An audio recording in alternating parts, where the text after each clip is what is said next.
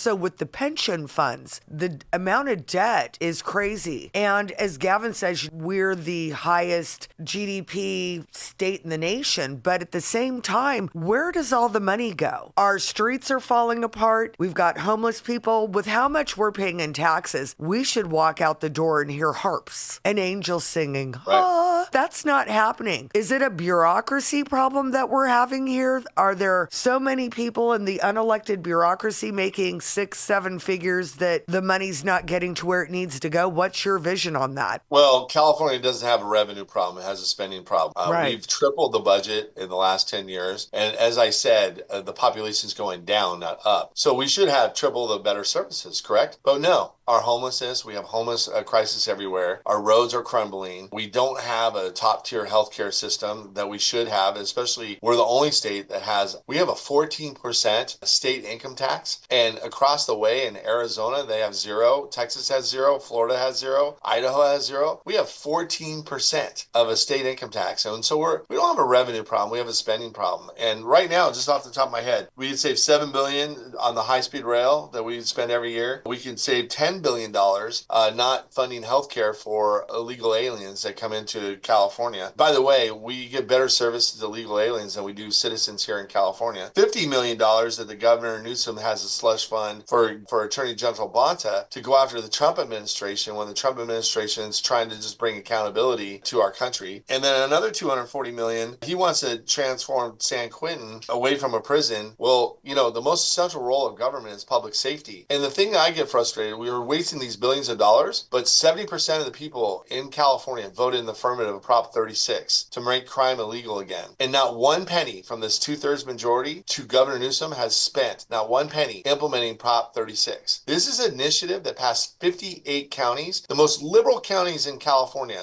Marin and San Francisco, voted in the affirmative of this. And we need a minimum of $400 million to help enforce that. And we need to help enforce it. And I just want to make sure that people know where it's going.